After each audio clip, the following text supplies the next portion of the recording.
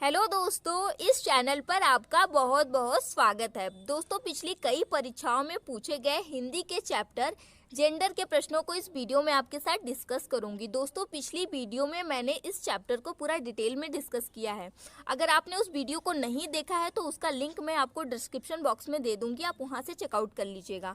और इस वीडियो में मैं पिछली कई परीक्षाओं में जो प्रश्न पूछे गए हैं उन प्रश्नों को इस वीडियो में लेकर आई हूँ, जिससे आपको पता चले कि एग्जाम में कैसे प्रश्न पूछे जाते हैं और किन प्रश्नों को कितनी बार रिपीट किया गया है। तो चलिए स्टार्ट करते हैं। दोस्तों, ये दोनों प्रश्न पिछली कई परीक्षाओं में कई बार रिपीट हुए हैं। लगभग सभी एग्जाम में ये दोनों प्रश्न पूछे जाते हैं। कवि का स्त्रीलिंग, दोस्तों ये कवि का स्त्रीलिंग वर्तनी शुद्ध मतलब कि जो शुद्ध वर्तनी छांटना होता है उसमें भी पूछा जाता है। कवि का स्त्रीलिंग होता है कवित्री। वहीं पे ऋषि का स्त्रीलिंग आप ध्यान रखिएगा, अगर से पे छोटी की मात्रा है तो वो पुल्लिंग हो जाएगा और यहाँ पे बड़ी की मात्रा लग गई तो ये स्त्रीलिंग हो गया। अब चलिए क्वेश्चन के बारे में बात करते हैं। दोस्तों, मैं जो भी क्वेश्चन आपको बताऊंगी उसका जो आंसर होगा उसको मैं पूरा डिटेल में समझा के बताऊंगी, जिससे आपको ये एकदम क्लियर हो जाए कि स्त्रीलिंग और पुल्लिंग को कैसे पहचानेंगे। तो चलिए स्टार्ट करते हैं। दोस्तों, प्रश्न है कि निम्नलिखित में से कौन सा शब्द पुल्लिंग है। मतलब कि इसमें आपको पुल्लिंग पूछा है। ऑप्शन है आय, व्यय, नहर, लहर। आय, व्यय, नहर, लहर। दोस्तों, आय क्या है? आय बढ़ रही है, आय बढ़ने वाली है, मतलब क्या आ रहा है? स्त्रीलिंग आ रहा है। वहीं पे व्यय हो रहा है, खर्चा हो रहा है, व्यय हो रहा है, मतलब क्या है? पुल्लिंग। रहा है, यहाँ पे आ रहा है रही है और यहाँ पे आ रहा है रहा है। और वहीं पे अब नहर की बात करें तो नहर चल रही है, नहर चालू हो गई है, नहर चल रहा है ये कभी नहीं बोलते हैं, बोलते हैं नहर चल रही है। लहर आ गई है, लहर आ गई है। तो इसका आंसर आपको देखते ही समझ में आ जाएगा कि इसका सही जवाब है व्यय। व्यय जो होता है वो पुल्लिंग शब्द है। वहीं पे आय, नहर और लहर ये तीनों स्त्रीलिंग शब्द है। अगला प्रश्न है निम्नलिखित में से कौन सा शब्द पुल्लिंग है। दोस्तों, ये प्रश्न पिछली परीक्षाओं में पूछे गए हैं। यूपी टेट की परीक्षा में ये क्वेश्चन पूछा जा चुका है।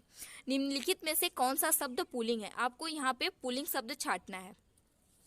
ऑप्शन है सरसों, सारस, मकई और चिड़िया।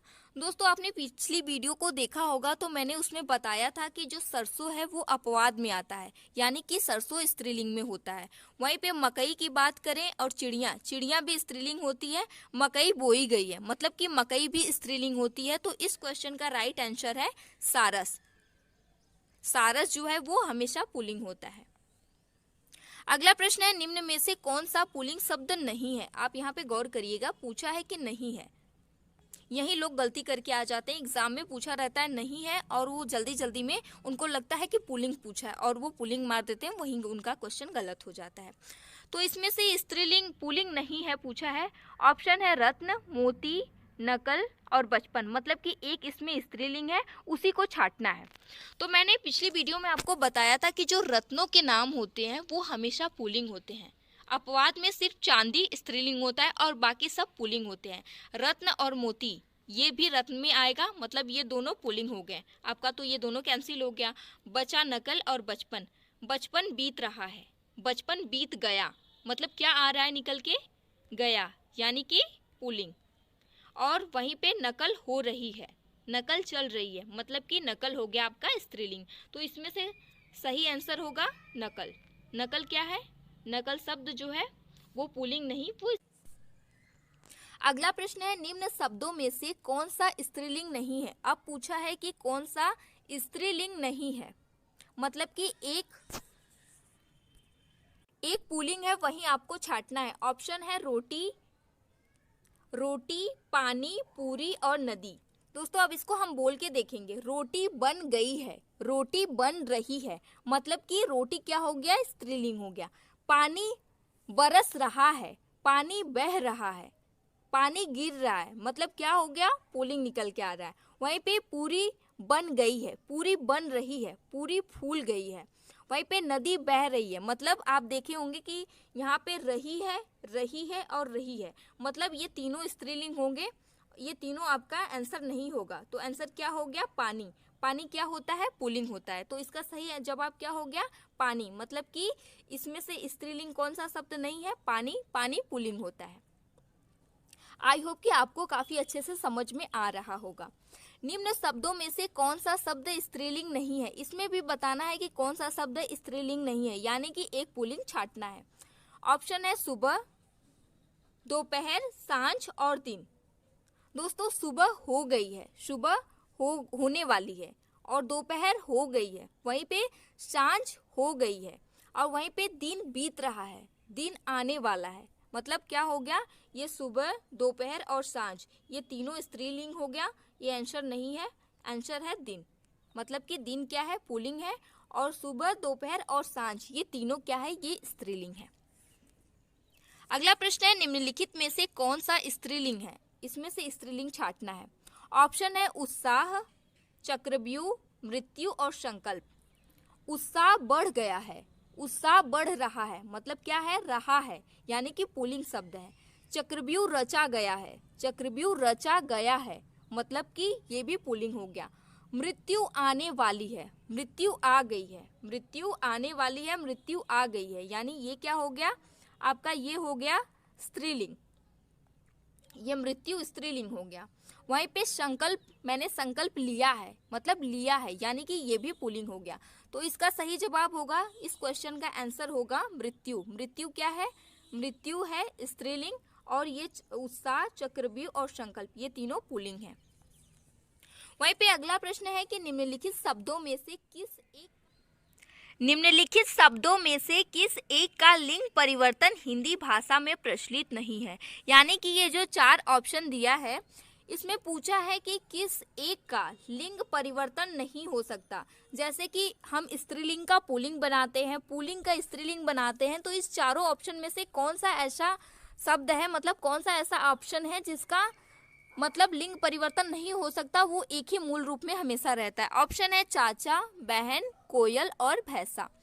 दोस्तों चाचा का स्त्रीलिंग होगा चाची, चाचा पुल्लिंग है, चाचा का स्त्रीलिंग होगा चाची। वहीं पे बहन का स्त्रीलिंग, बहन स्त्रीलिंग है, इसका पुल्लिंग हो जाएगा बहनोई, बहन का क्या होगा, बहनोई, तो इसका भी लिंग परिवर्तन हो सकता है। वहीं पे भैंसा की बात करें तो भैंसा एक पुल्लिंग शब्द है, इसका स्त्रीलिंग हो जाएगा भैंस, भैंसा का क्या हो जाएगा, भैंस। लेकिन कोयल का क्या आप कोयली कर सकते हैं, नहीं। दोस्तों कोयल चाहे नर हो या फिर मादा हो, उसको हम कोयल ही कहते हैं। तो इसमें आपको देखते ही आंसर समझ में आ गया होगा, ऑप्शन सही है कोयल। कोयल का हिंदी भाषा में परिवर्तन नहीं किया जा सकता, इसका लिंग परिवर्तन नहीं हो सकता।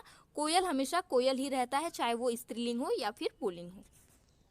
अगला प्रश्न है स्त्रीलिंग पहचानिए, इसमें से आपको स्त्रीलिंग पहचानना है। ऑप्शन है मित्र, सूचना, उपहार और अध्याय। मित्र, सूचना, उपहार और अध्याय। दोस्तों इसका आंसर है सूचना, मतलब मित्र। मित्र पुल्लिंग भी हो सकता है, स्त्रीलिंग भी हो सकता है। सूचना मिल गई है, सूचना मिल गई। उपहार दिया गया, उपहार दिया गया, मतलब क्या है, पुल्लिंग है। सूचना मिल गई स्त्रीलिंग है। वहीं पे अध्याय समाप्त हो गया, अध्याय समाप्त हो गया।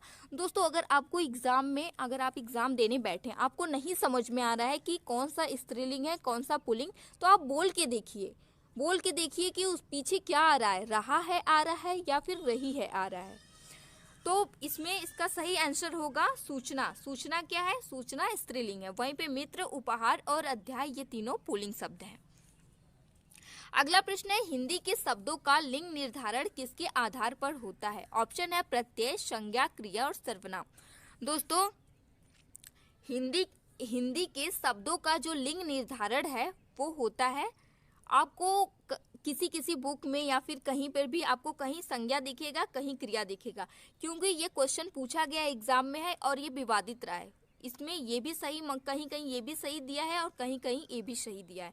मतलब कि संज्ञा भी कहीं सही देता है, कहीं क्रिया भी सही देता है। मैंने आपको ये भी बता दिया कि कैसे क्वेश्चन विवाद में फंसा था। अगला प्रश्न है निम्नलिखित इकारांत शब्दों में एक पुल्लिंग है उसे चयनित कीजिए। मतलब ये चारों शब्द जो दिए हैं इसमें से एक शब्द पुल्लिंग है और 3 स्त्रीलिंग है। आपको इसमें क्या छांटना है, आपको पुल्लिंग छांटना है। पानी, नदी, रोटी और बकरी। बकरी तो आपको देखते ही पता चल गया होगा कि बकरी जो है वो स्त्रीलिंग है। वहीं पे नदी बह रही है, नदी बह रही है यानी कि ये भी स्त्रीलिंग है। रोटी बन गई है यानी कि ये तीनों स्त्रीलिंग है। इसमें सही आंसर है पानी। पानी क्या है, पुल्लिंग शब्द है। पानी जो है वो पुल्लिंग शब्द है। अगला प्रश्न है, निम्न में से पुल्लिंग शब्द का चयन कीजिए। मतलब इन चारों ऑप्शन में आपको 3 स्त्रीलिंग मिलेंगे, एक पुल्लिंग मिलेगा। अब उसको पुल्लिंग को आपको छांटना है। सूची पत्र, किताब, गंगा और संसद। संसद, किताब, गंगा और ये आपका सूची पत्र।